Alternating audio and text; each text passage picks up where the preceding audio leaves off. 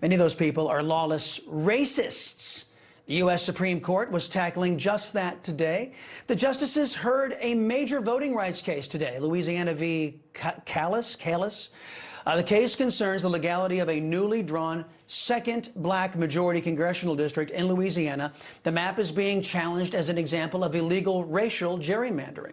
The justices will consider whether Section 2 of the Voting Rights Act, the section being cited to justify the creation of racial districts, is itself unconstitutional.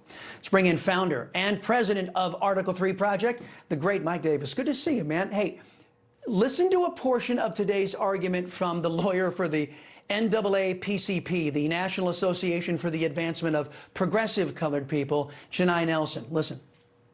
That's right. And in the state of Louisiana, that analysis was conducted in the Nairn case. And it was clear that regardless of party, white Democrats were not voting for black candidates, whether they were Democrats or not. And we know that there is such a significant chasm between how black and white voters vote in Louisiana that there's no question that even if there is some correlation between race and party, that race is the driving factor.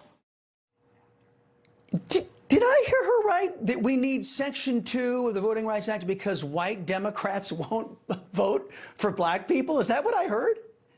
It sounds like it. I'll say this. After the Civil War, we enacted the 13th, 14th, and 15th Amendments to outlaw slavery, to provide equal protection and due process to the freed slaves, and to provide voting rights to the freed male slaves. And that was extended to females later. But in 1965, they passed the Voting Rights Act, and Section 2 gives Congress the power to root out intentional racial discrimination in voting. And these activist judges since then have used Section 2 to create these DEI districts where people think you need to have a black member of Congress or a Hispanic member of Congress in order to represent those minority populations.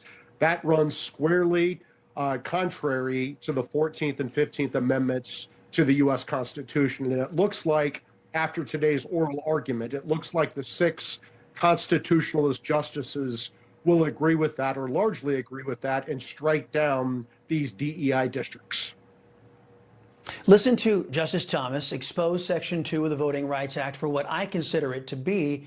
His line of questioning underscores that the, quote, black district would not exist in Louisiana without being forced by the courts to consider race. Listen. What role did Robinson play in the development of SB 8? Justice Thomas, Robinson is the only reason SB 8 exists. We fought tooth and nail in the Robinson litigation itself in telling the courts that we did not think the Constitution permitted us to draw a second majority black district. As you know, under protest, we drew SB 8 because the threat was that the federal courts were going to do it if we didn't. But I think the finding in the district court's mind in that case was that the likelihood of a Section 2 violation meant that a majority black district was required. Mike, I'm not a lawyer. I don't even play one on TV, but using race to form districts is a violation of common sense. It is an act itself, in my opinion, that it is racist, and is a violation, from my perspective, just as an American, of the Equal Protection Clause, is it not? It is a violation of the Equal Protection Clause. We just saw this in the college affirmative action cases, that ending racial discrimination requires ending racial discrimination, meaning you can't, the federal government, the states cannot use race as a deciding issue when it comes to these congressional districts. These DEI districts are clearly unconstitutional under the 14th and 15th Amendment to the Constitution. Let's pivot to some other issues. The Democrats are complaining that President Trump found a way to at least get our troops paid during the Democrats' Schumer shutdown. They even told Axios the move they think is illegal, and there are rumors that Chuck Schumer and Hakeem Jeffries were going to sue to stop our troops from being paid during their shutdown. Do you think it's a case that Democrats can actually win in court?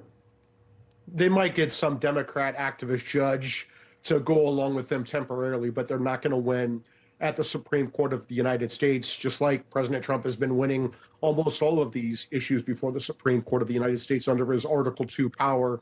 Remember this, The Democrats are shutting down our government because Trump does not want to provide free health care to illegals. And so the Democrats want to punish real Americans in real America. They want to punish federal law enforcement. These Democrats want to punish our federal troops because they want to hold hostage these budget negotiations so they can get free health care for their illegal aliens. My response to them is hell no.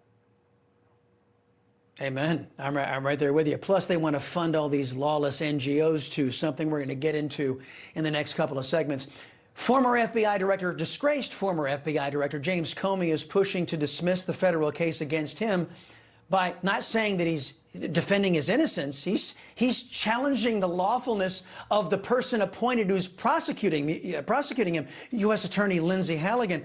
The former personal attorney for President Trump himself actually secured this indictment. So isn't it telling that Comey is out there claiming, hey, I didn't do what I'm accused of. I just think the person prosecuting me doesn't belong there. Isn't that telling?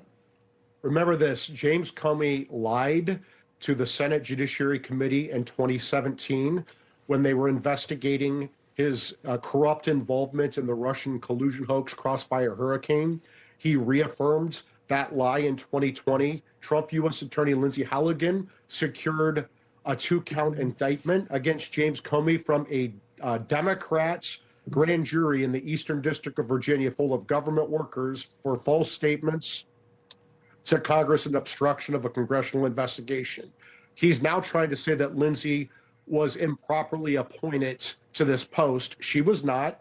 The Trump administration will win this issue at the Supreme Court. And if the jurors in the Eastern District of Virginia follow the evidence, James Comey will end up in prison where he belongs.